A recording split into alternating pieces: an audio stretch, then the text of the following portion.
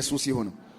ስለዚህ እዛ ላይ የእግዚአብሔርን ሐሳብ እንመለከታለን። ብዙ መልእክቶች በልቤ ውስጥ ቢኖሩም ግን በጣም ልቤ ላይ ክብድ ያለው መልእክት ይሄ ነውና የመልእክቴ ርዕስ እነግራችኋለሁ። መጽሐፍ ቅዱሱን ከፊልሞና መጽሐፍ ከምዕራፍ 1 ላይ በጌታ በኢየሱስ ስም አነባለሁ። ከአንድ ጀምሮ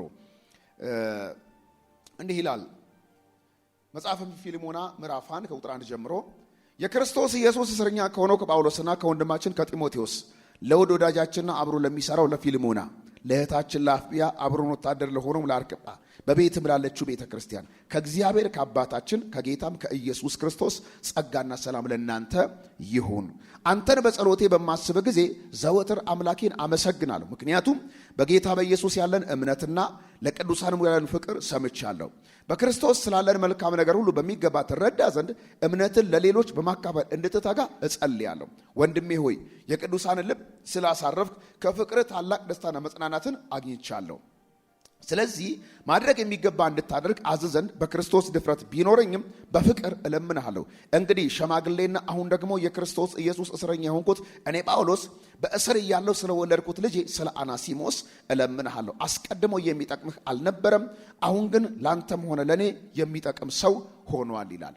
በእስር እያለሁ ስለወለድኩት ልጄ ስለ አናሲሞስ እለምንሃለሁ። አስቀድሞ የሚጠቅምህ አልነበረም፣ አሁን ግን ላንተም ሆነ ለእኔ የሚጠቅም ሰው ሆኗል ይላል። እና የመልእክቴ ርዕስ አናሲሞስ ነው።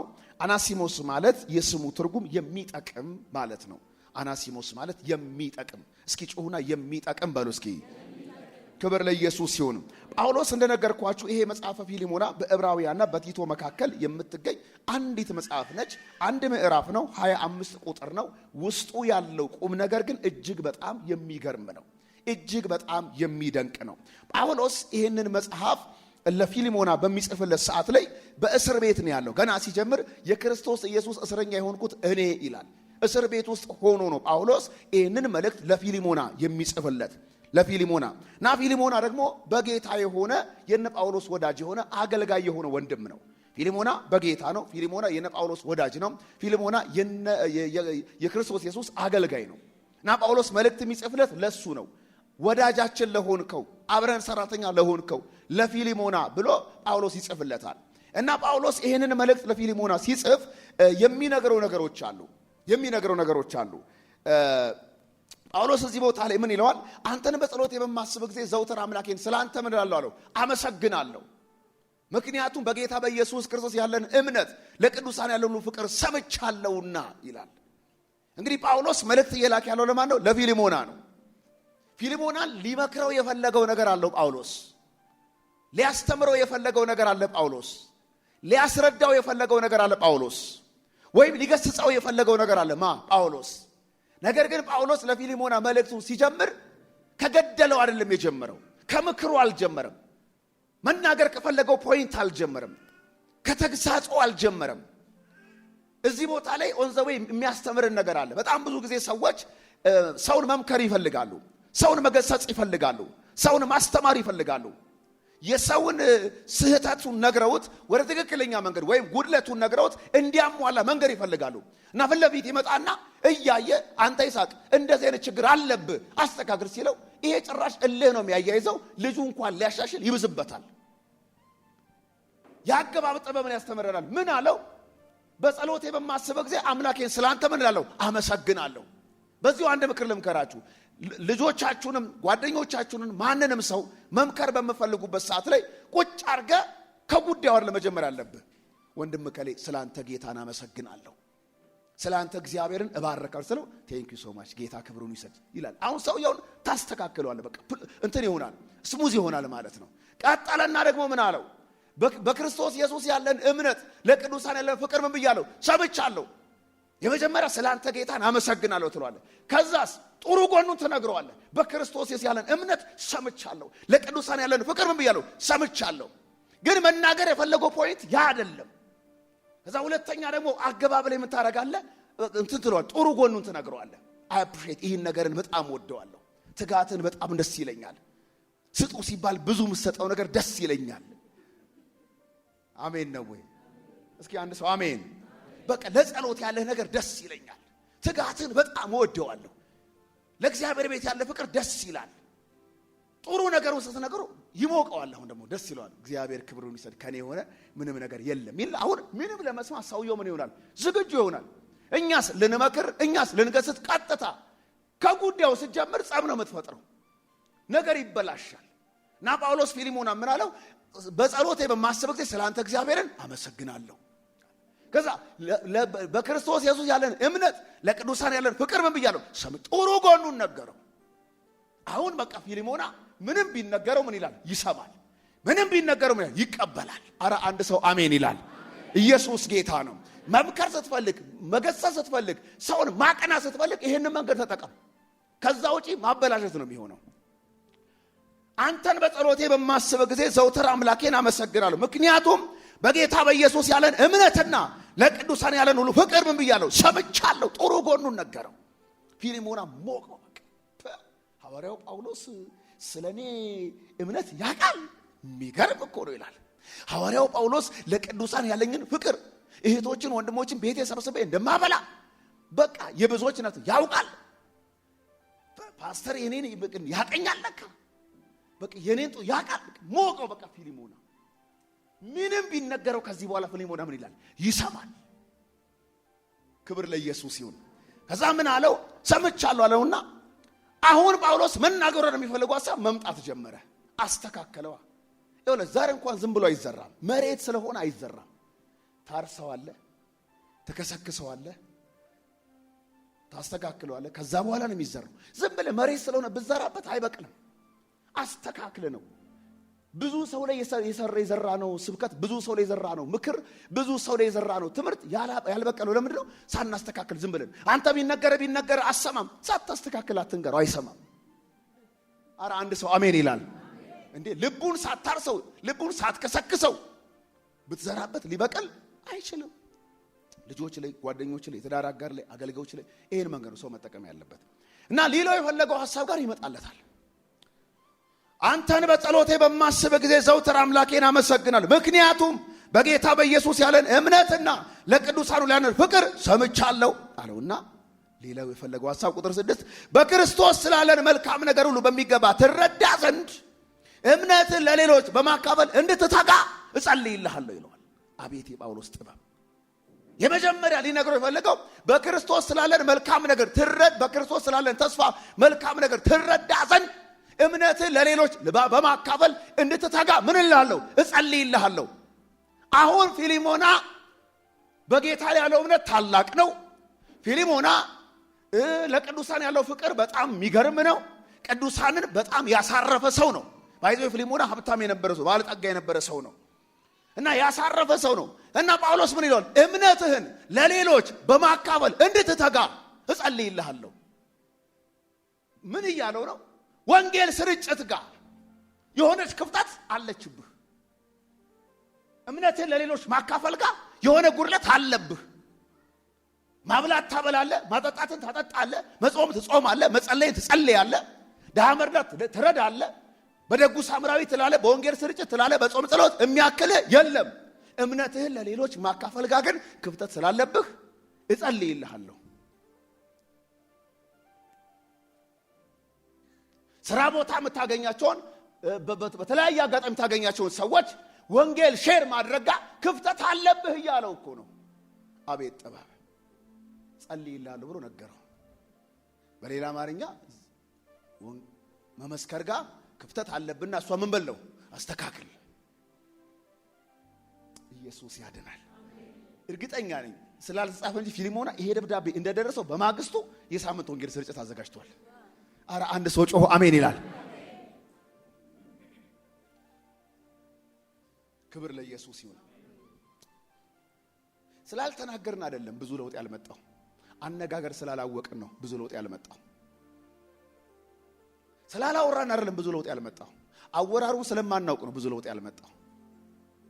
አንዳንዶች ሲናገሩ በጣም ኮምፕሊኬትድ ያደርጉታል። ግሪኩ፣ ዕብራይስጡ፣ ፈረንጅኛ፣ ኦሮሚኛው ተወኝ፣ እኔ አማርኛ ነው የሚገባኝ። ክብር ለኢየሱስ ይሁን። አሜን ነው ወይ? አንዳንዴ በጣም ብዙ 80 ጥቅስ ስለጠቀስንም ሰውየው ልቡ አይነካም እኮ። እኔ በምን አምናለሁ? መናገር የምፈልገውን ነጥብ ግልጽ በሆነ አማርኛ በቀላል አማርኛ ባጭሩ ማስረዳት ነው በቃ። ብዙ ጊዜ ህንዳውያን አስተማሪዎች ትምህርታቸው ይገባል። ለምን ቀላል መንገድ ነው የሚጠቀሙት። እኔ እንዳስተምሩኛ ቃል በቃ አረስ እስካሁን ምሳሌዎቹንም አረሰም። የኛ ሀገርሳ ያወሳስበዋል። ፈተና ሲያወጣ ራሱ የዚህ ሀገር አስተማሪ እንድትወርቅ ነው። ማታውቀውን ነው የሚያወጣው። አለማወቅህን ሊነግር የማታውቀውን ያወጣልሃል። ህንዳዊ አስተማሪ ፈተና ሲያወጣ ምታውቀውን ነው የሚያወጣልህ፣ ማወቅህን እንድታውቅ። ይሄ በቃ ኮንፊደንስ ይመታል። ያኛው ደግሞ ኮንፊደንስን ይጨምራል። ህንዳዊ ባረገኝ እንዳትሉ፣ ኢየሱስ ጌታ ነው። መንፈሳዊ ዓለም ላይ እንደዛ ነው። ሰው እንዲገባው ነው ማስተማር ያለብን፣ እንዲገባው ነው ማገልገል ያለብን። እና ጳውሎስ በክርስቶስ ስላለን መልካም ነገር ሁሉ በሚገባ ትረዳ ዘንድ እምነትህን ለሌሎች በማካፈል እንድትተጋ እጸልይልሃለሁ። በጌታ ላይ ያለ እምነት ታላቅ ነው።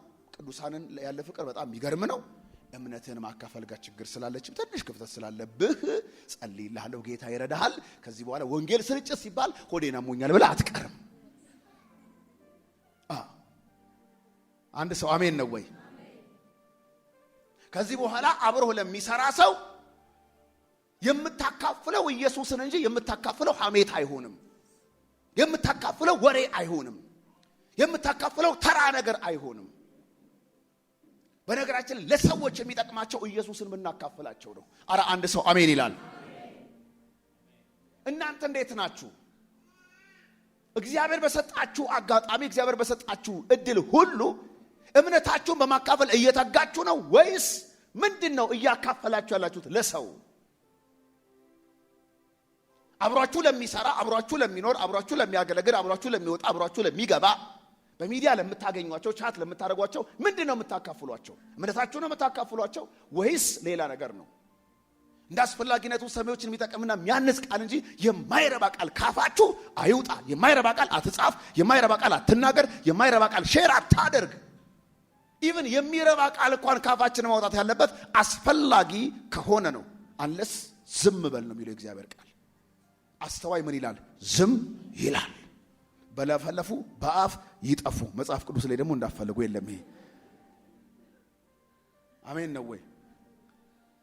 ለምን አንዴ እንደዚህ ሆነ ምሳሌ ተናገሬ ፕሮግራም ካለቀ በኋላ ጽሁፍ ደረሰኝ። ቅድም የተናገርከው ጥቅስ ምኑ ጋር ነው? የነቶሎ ቶሎ ቤት ግርግዳው ሰንበሌጥ ጥቅስ አይደለም፣ ተረትና ምሳሌ ነው። ክብር ለኢየሱስ ይሁን። አስተዋይ ምን ይላል? ዝም ይላል። መናገር እንኳን ያለብን አስፈላጊ ከሆነ ነው። አስፈላጊ ከሆነ መጻፍ እንችላለን። አስፈላጊ ከሆነ እሱም ሰሚን የሚጠቅም የሚያነጽና የሚረባ፣ ሰሚን የማይጠቅም ሰሚን የማያንጽ፣ ለሰሚ የማይረባ፣ ሰሚን የሚያፈርስ፣ ሰሚን ልብ የሚያወርድ፣ ሰሚን ከቸርች የሚያስቀር፣ ሰሚን ከሰው ጋር የሚያጣላ፣ የሰሚን አይምሮ የሚቆጣጠር ነገር መውጣት የለበትም። እንዲህ አይነት መልእክት የሚያስተላልፉ ሰዎች የጌታ መንፈስ የለባቸውም። አጨብጭብ።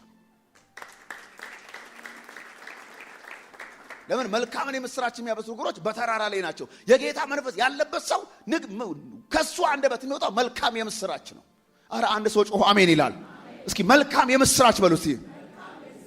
ወንጌል መልካም የምስራች ነው። በወንጌል ብቻ አይደለም፣ በሌላ ማቅጣጫ ካፉ ነው መልካም የምስራች ነው። ኢየሱስ ጌታ ነው። ደውሎ ዲቪ ደርሰዋል ነው የሚለው። ደውሎ ኮንዶሚኒየም ደርሰዋል ነው። አረ አንድ ሰው አሜን ይላል። ደውሎ እንዲህ ቦታ ላይ በቃ ቫካንሲ ስራ ማስታወቂያ ወጥቷል፣ ሂድና ተመዝገብ። መልካም የምስራች ወንጌል ብቻ አይደለም፣ በብዙ አቅጣጫ ማለት ነው። ከአንደበታችን መውጣት ያለበት አስፈላጊ ከሆነ ነው።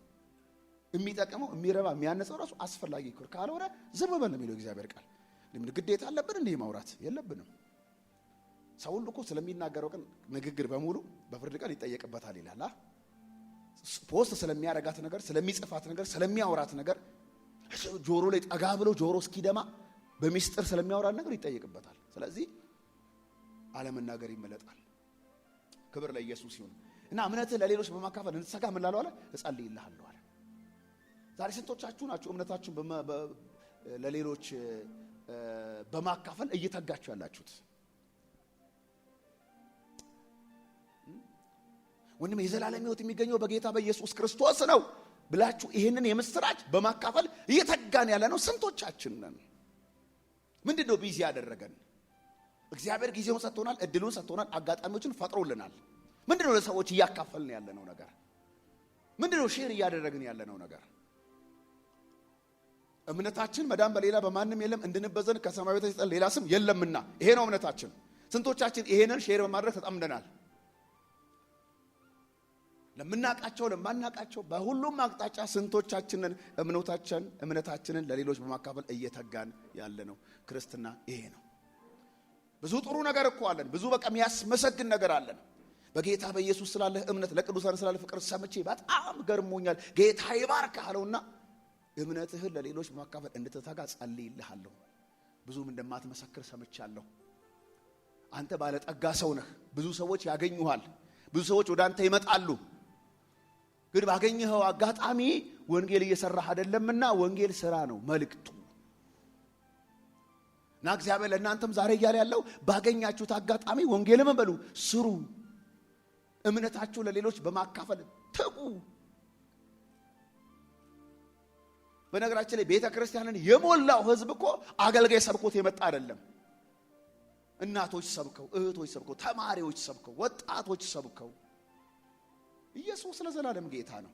ያቺ 12 ዓመት ላይ ደም ሲፈሳት የነበረችው ሴት እኮ የሆነ ሰውዬ ስለ ኢየሱስ ነገራት።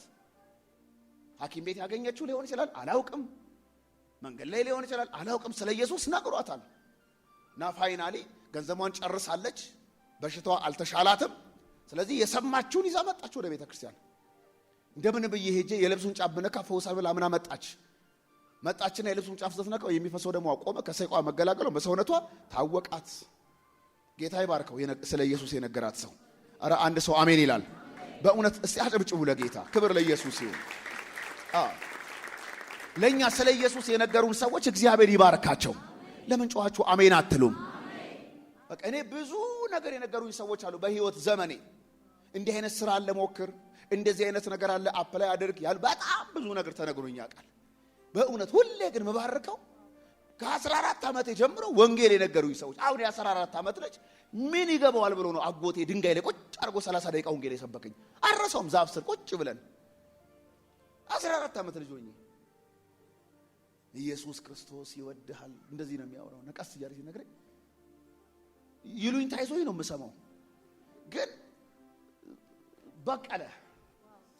አረ አንድ ሰው አሜን። አረ ለጌታ ክብር አምጡ። ኢየሱስ ጌታ ነው። በባስ ክፍለ ሀገር ሲሄድ አንድ ወንጌላዊ አጠገቤ ቁጭ ብሎ እስከ ሻሸመኔ የሰበከ ስብከት አረሰው። እኔ እከራከረዋለሁ። ስከራከረው እያፈርኩ እኮ ነው ሲሉ ሰምቼ እንጂ ማውቀው ነገር የለም።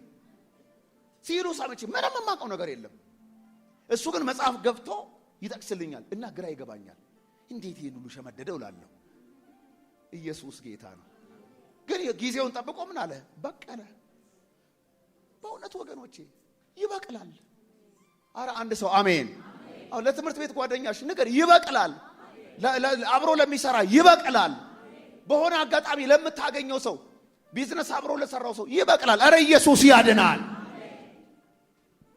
በጌታ በኢየሱስ ስላለ እምነት ለቅዱሳን ስላለ ፍቅር ሰምቼ በጣም ደስ ብሎኛል።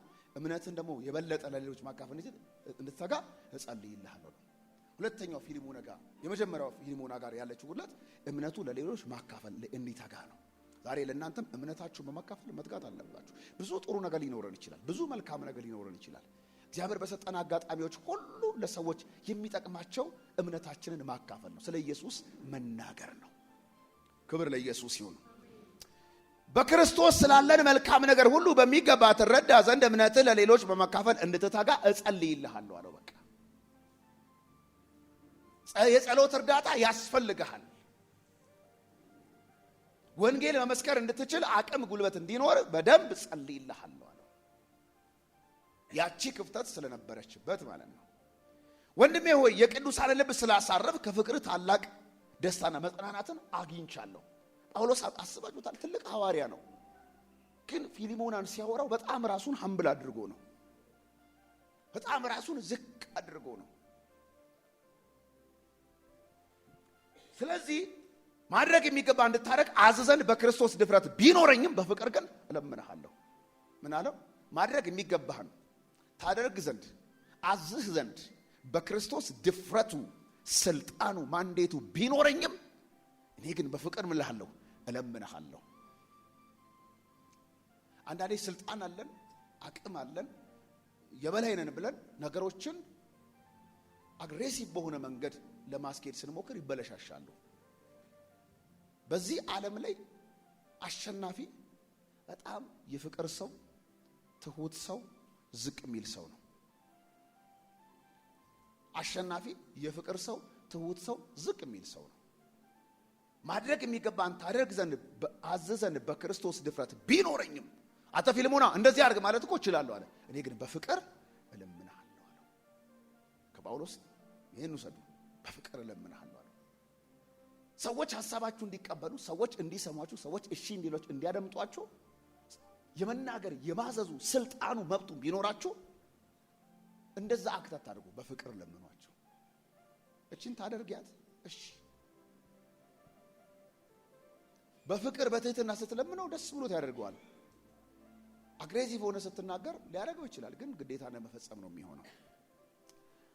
በፍቅር እለምንሃለሁ አለ። እንግዲህ ሽማግሌና አሁን ደግሞ የክርስቶስ ኢየሱስ እስረኛ የሆንኩት እኔ ጳውሎስ በእስር እያለሁ ስለወለድኩት ልጄ ስለ አናሲሞስ እለምንሃለሁ። ሁለተኛው ፖይንት ጋር መጣለት።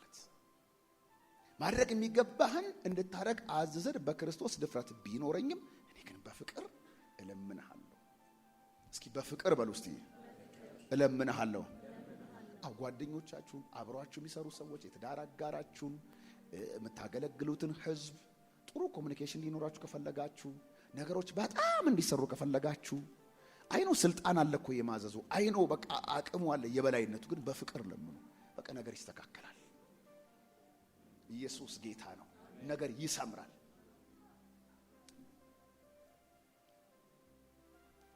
ኢየሱስ ያድናል። እኔ የክርስቶስ ኢየሱስ እስረኛ የሆንኩት ጳውሎስ በእስር እያለሁ ስለወለድኩት ልጄ ስለ አናሲሞስ እለምንሃለሁ። አስቀድሞ የሚጠቅምህ አልነበረም፣ አሁን ግን ላንተም ለኔ የሚጠቅም ሰው ሆኗል ይለዋል። ሁለተኛው ጳውሎስ ፊልሞናን መናገር የፈለገው አናሲሞስን በተመለከተ ጉዳይ ነው።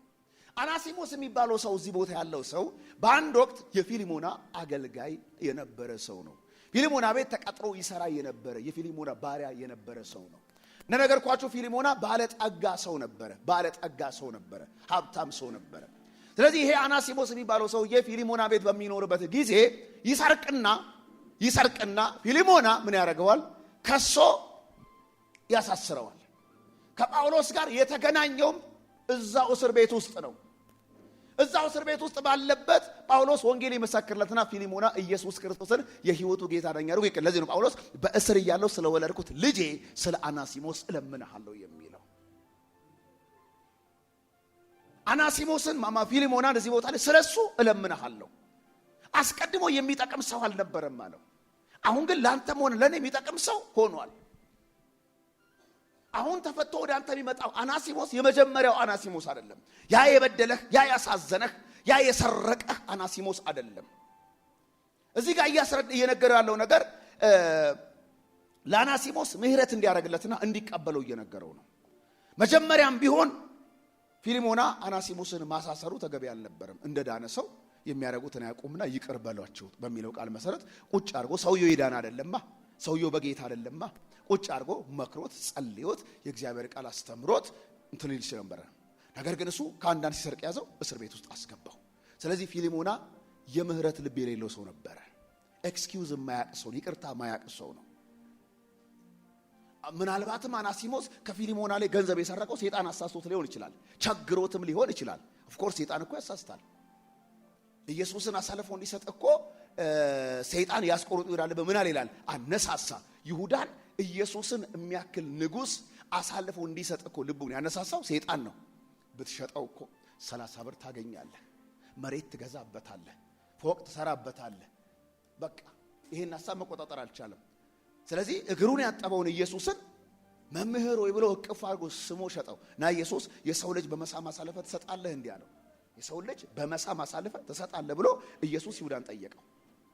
እና አናሲሞስ ፊልሞና ቤት በሚኖርበት ሰዓት ላይ ገንዘብ የሰረቀው ስለቸገረው ሊሆን ይችላል፣ ሰይጣን አሳስቶት ሊሆን ይችላል። ፊልሞና ግን እንዳገልጋይ በጌታ እንደሆነ ሰው ያንን ነገር ከግምት ውስጥ አስገብቶ ሊመክረው መንገድ ላይ ያሳየው ያለበትን ነገር ነው። ከአንዳንድ እስር ቤት አስገባው። ግን ለበጎ ሆነለትና እሱም እስር ቤት በገባበት ከኢየሱስ ጋር ተገናኘ። ኢየሱስ ጌታ ነው። ልክ ሊፈታ ሲል ጳውሎስ ምን አለው? ለፊልሞና መልእክት ላከለት። በእስር እያለሁ ስለወለድኩት ልጄ ስለ አናሲሞስ እለምናለሁ። ምን በለው? ተቀበለው። ይቅርታ አድርግለትና በለው ተቀበለው። የምህረት ልብ ይኑርህ። ቀድሞ የሚጠቅም አልነበረም፣ አሁን ግን ላንተም ሆነ ለኔ የሚጠቅም ሰው ሆኗል አለ።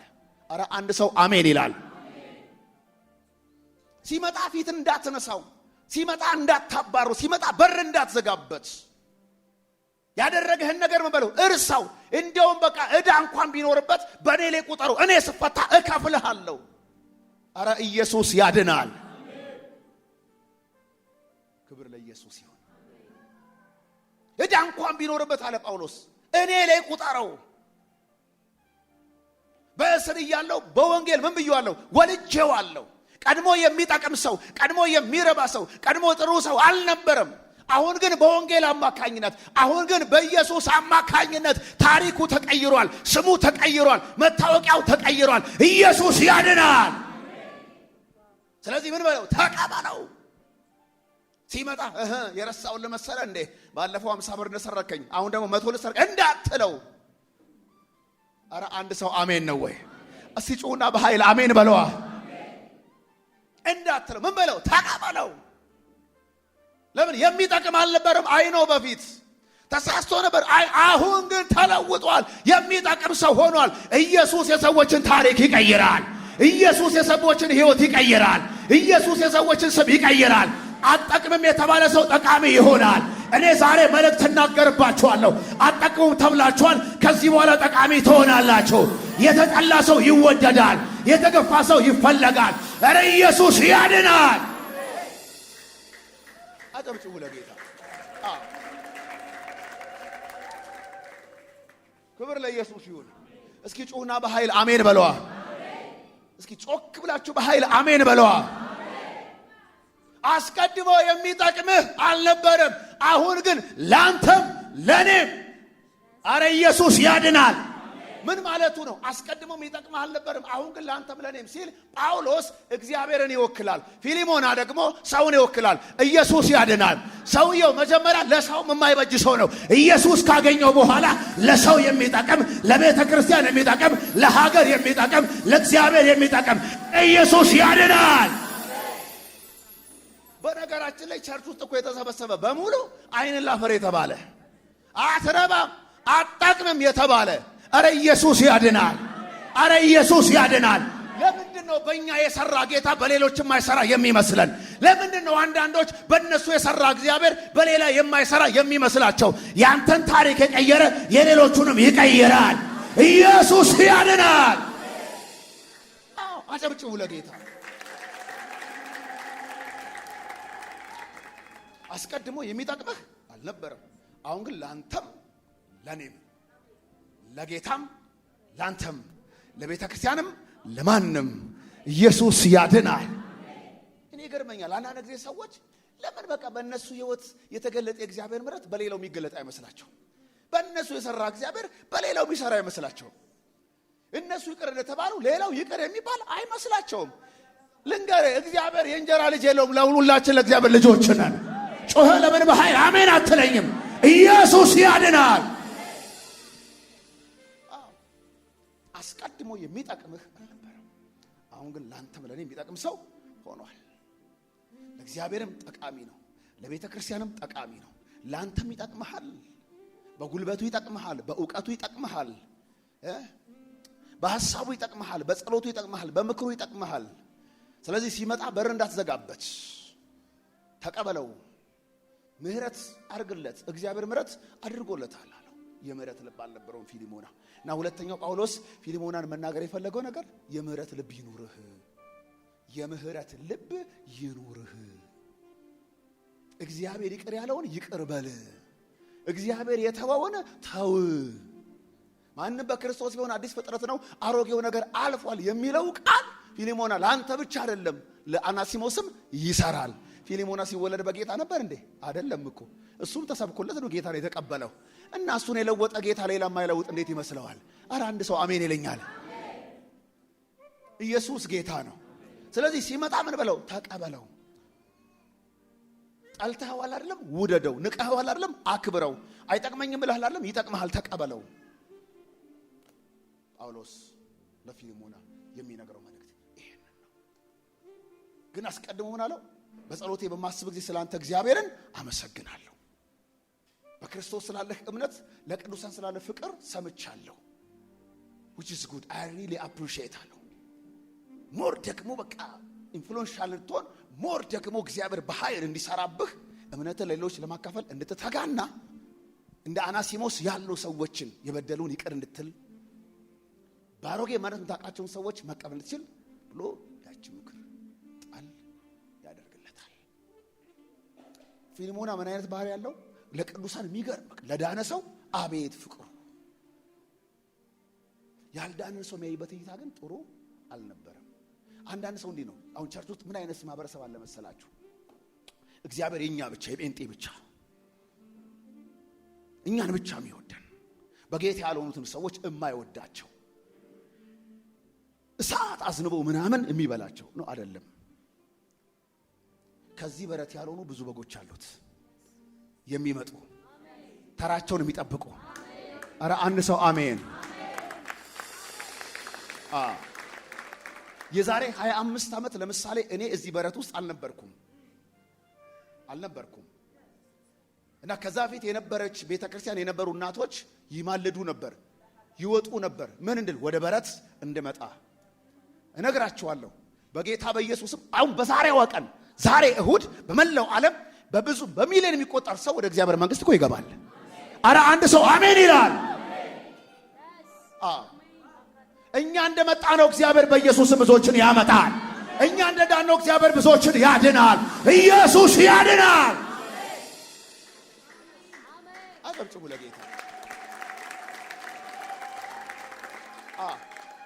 እንደመጣ ነው ብዙዎች ይመጣሉ። ቤተ ክርስቲያን መማለድ ያለባት፣ ወንጌል መስበክ ያለባት ከዚህ በረት ያልሆኑ ብዙ በጎች በውጭ ያሉ ምን ፈልገው እነሱ ነው። እንደ ጠላት ይድፋው አይደለም። ኖ አልመጣም እንጂ ልጅ ነው። አልመጣም እንጂ ምንድነው? ልጅ ነው።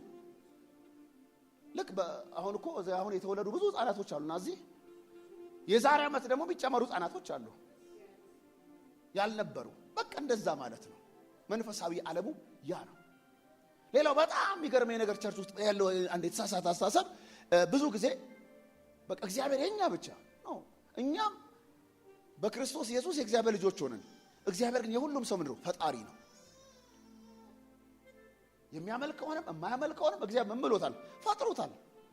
እግዚአብሔር እኮ ፀሐይን ለኃጢአተኛም ለጻድቅም ነው የሚያወጣው። ለይቶ በቃ ለጴንጤዎች ብቻ የምትወጣ ፀሐይ አለች? የለም። የኔ እግዚአብሔር የኔ የምትል ያንተ ብቻ አይደለም፣ የሁሉም ነው እግዚአብሔር። ለኃጢአተኛውም ለጻድቁም ዝናብ እግዚአብሔር ምን ያዘንባል። ለሚጸልዩ ለሚማልዱ 21 ቀን 40 ቀን ብሎ ለሚዘጉ ለነሱ የዝናብ ሌላው ጋር ደግሞ ያካፋ ይላል እንዴ? አይልም። እኩል ያዘንባል። እኩል በሉ እስቲ። እግዚአብሔር እኮ ሉዓላዊ አምላክ ነው። እግዚአብሔር እኮ ፍቅር የተሞላ አምላክ ነው። እግዚአብሔር እኮ ምህረት የተሞላ አምላክ ነው። እግዚአብሔር እኮ ደግ ነው። ኢየሱስ ክርስቶስ ለዘላለም ጌታ ነው። እና ቸርች አካባቢ ምን አይነት ነገር አለ? እግዚአብሔር በክርስቶስ ያሳየንን ፍቅር እኛ ለሰዎች ማሳየት በጣም ከብዶናል። እግዚአብሔር በክርስቶስ ያደረገልን ምህረት ለሌሎች ማድረግ እጅግ ከብዶናል። እኛ በቃ ብዙ ሰው ሃይማኖተኛ ሆኗል። በቃ ብዙ ሰው ቤት ነው የቀየረው፣ ሰፈር ነው የቀየረው፣ ተቋም ነው የቀየረው እንጂ ራሱ ግን አልተቀየረም። ብዙ ሰው በአእምሮ መታደስ ተለወጡ እንጂ መለወጥ አለበት። አስተሳሰባችን፣ አመለካከታችን መለወጥ አለበት። ቸርች መተናል እንጂ እስቲል እዛ ነው ያለነው እኮ እኛ ሰፈር ውስጥ ነው ያለ፣ የሆነ ቦታ ነው ያለነው። በክርስቶስ ኢየሱስ የነበረው የሐሳብ በእናንተ ዘንድ ይኑር የሚለው ቃል እየሰራብን አይደለም። ስንቶቻችን በክርስቶስ ኢየሱስ ያለው የሐሳብ በእኛ እየሰራ ነው ያለው? ሐሳባችን፣ ንግግራችን ስንቶቻችን ክርስቶሳዊ ነው? በእውነት ራሳችንን በእግዚአብሔር ቃል ልንፈተሽ ያስፈልጋል። ራሳችንን ህይወታችንን በእግዚአብሔር ቃል ልንመረምረው ያስፈልጋል። በክርስቶስ ኢየሱስ የነበረው የሐሳብ በእናንተ ይኑር ነው የሚለው እና ጳውሎስ ለፊልሞና ይህንን መልእክት ጻፈለት። በእስር እያለው ስለ ወለድኩት ስለ አናሲሞስ እለምንሃለሁ። አስቀድሞ ይጠቅምህ አልነበረም፣ አሁን ግን ለአንተም ለሚጠቅም ሆኗል። ምን በለው? ተቀበለው። ሲመጣ እቀፈው። ሲመጣ ፍቅር ስጠው። ሲመጣ ያለፈው እንዳታነሳበት፣ ምንም ጥርጣሬ እንዳይገባህ። አሁን በጣም የሚጠቅምህ ሰው ነው። አሁን በጣም የሚያስፈልግህ ሰው ነው ብሎ ይነግረዋል። አናሲሞስ ደግሞ የቀድሞ ህይወቱ ባሪያ ነበር። የታሰረውም ስለሰረቀ ነው። ኢየሱስን ካገኘ በኋላ ግን ያ ስሙ ተቀየረ፣ ከባርነትም ወጣ። እንደውም ጳውሎስ ምን አለው? ከእንግዲህ ወዲህ እንደ ባሪያ ሳይሆን ከባሪያ በላይ የሆነ ተወዳጅ ወንድም ነው አለው። አሁን ሲመጣ የምትቀበለው እንደውም አለው እንደ ቀድሞ እንደ ባሪያ አይደለም አለው፣ እንደ ተወዳጅ ወንድም አድርገህ ምን በለው ተቀበለው። ለምን? ሰውየው በክርስቶስ ድኗል፣ በክርስቶስ አምልጧል። ድሮ እንደ ባሪያ ነበር አለው። አሁን ግን እንደ ባሪያ እንዳትቀበለው ይብናለው። ከባሪያም በላይ ለአንተ ተወዳጅ ወንድም ነው። እስኪ ወንድም ነው በለው እስቲ። ኢየሱስ ጌታ ነው። ስለዚህ ጳውሎስ ለፊሊሞና ይህንን ይነግረዋል። እግዚአብሔር ዛሬ ለእኔና ለእናንተ የሚለን ምንድን ነው? አንደኛ ጳውሎስ ፊሊሞናን ማለት የፈለገው እምነትን ለሌሎች በማካፈል እንድትተጋ፣ ሁለተኛ የምህረት ልብ፣ የፍቅር ልብ፣ የይቅርታ ልብ ይኖርህ፣ ሶስተኛ አናሲሞስን ሲመጣ ምን በለው ተቀበለው፣ ተቀበለው። አራተኛ ምን አለው? እንደ ባሪያ ሳይሆን እንደ ወንድም አድርገህ ተቀበለው። አምስተኛ አንዳች ነገር ቢኖርበት እንዳትጠይቀው። እኔ ከፈለክ እኔን ጠይቀኝ፣ እኔ ምን እልሃለሁ እሰጥሃለሁ። እግዚአብሔርም በእኔና በእናንተ ህይወት ይህ እንዲሆን ይፈልጋል። ዛሬ በእናንተ ህይወት ላይ አናሲሞስ ማን ነው? ሜቢ እናንተም ሰሙ የሆነ ቦታ ላይ አናሲሞስ ልትሆኑ ትችላላችሁ። አንድ ቃል ብዬ ልጨርስ። አንድ ሰው ነበር 500 ዲናር ነበረበት ይላል እና መክፈል አቃተው። አበዳሪውንም ሊያሳስረው ሲፈልግ አጥብቆ ሲለምነው ተወለት ይላል። ተወለት በቃ እሺ ትቼልሃለሁ አለው። ልክ ግን ሲወጣ የሱ 50 ዲናር ያለበትን አገኘና ንቅ አድርጎ ያዘው። ካልከፈልከኝ አለቅህም ብሎ እስር ቤት ውስጥ አስገባው ይላል። ወዲያው በሰውየው ድርጊት በጣም ያዘኑ ሰዎች መጡና ለጌታው ነገሩት። 500 የተውከለት ኢን ሚሊየን ሰው ሲተረጎም 500 የተውከለት እኮ ባለ 50ውን ያሳሰረው አሉት። ጥሩት አለ። አንተ እኔ ያንን ሁሉ ትቼልህ ምን አለ የወንድምን 50 በተተው እኔ 500 ትቼልህ እንዴት 50 መተው ያቀታል? እንደውም አለው እስር ቤት ትገባለህ።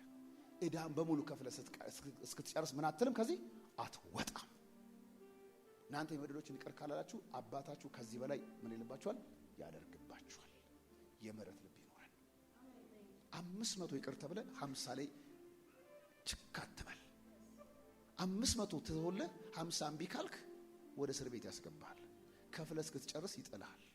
እኛ የበደሉን ይቅር ካላልን እግዚአብሔርን በዚህ ልክ በእኛ ላይ ያደርግብናል። እንጸልይ።